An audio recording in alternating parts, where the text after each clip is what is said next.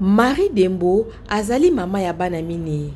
Mwana na ye ya suka azali na mibu zomi. Mama azali na mbula pene na tuku mine. Azongi na lopitalo pona kobandela oyo asalaka pona koboya kobota to contraceptif. Esali mibu zomi alataka stérile. Moko ya ba méthode ya mondele pona koboya zemi. Azali na esengo makasi pona bolamu na yango. Avantage nango eza malamu po esalaka 10 ans. Siko olingo longola va 10 ans olongoli po eza nango na inconvénient moko te onga na moneli yango.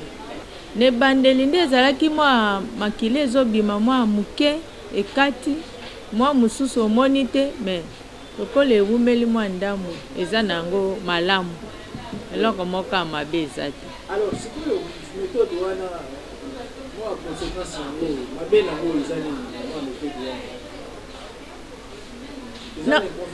nakoki koloba mabe na nzoto ya batu te mais pa na ngai mabe namoni mabe ya grave te po baexplikaki biso ke okokomona mwa moko omoni na o makila te. Nyonso ezali malamu pona Marie, ezali bongo te pona Karine. Elenge mwasi ya mbula tuku mibale na mibale, azali kotanga na kelasi ya likolo. Asepeli te na méthode ya contraception. Atako abala te, Karine alingaka kosangisa nzoto na mibali.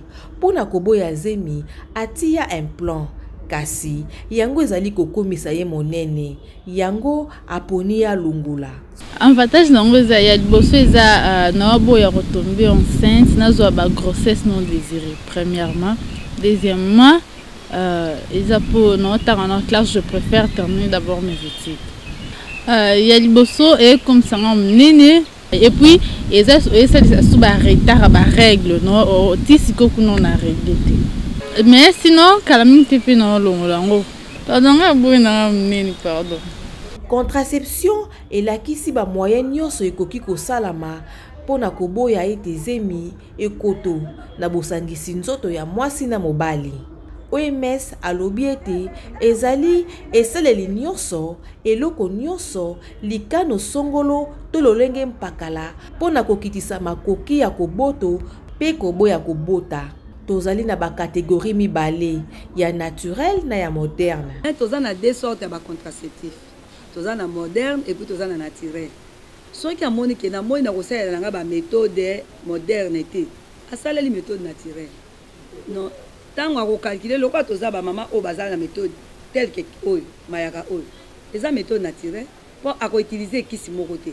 Yango kaka to kopesa ye to lakisi ndenge akobanda kosalela kango.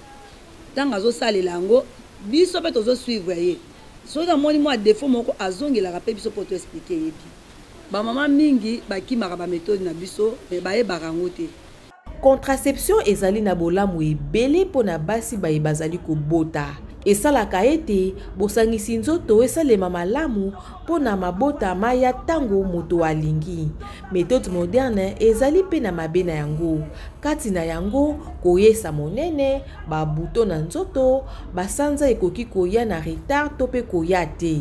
Kasi mbeba iso ekoki kobongisama. Mais soki ekuti yo mama, soit tozaka na hormone moko eza plus dominant na ba hormone oyo tie wana kisi wana. Okomona modification na ba règle.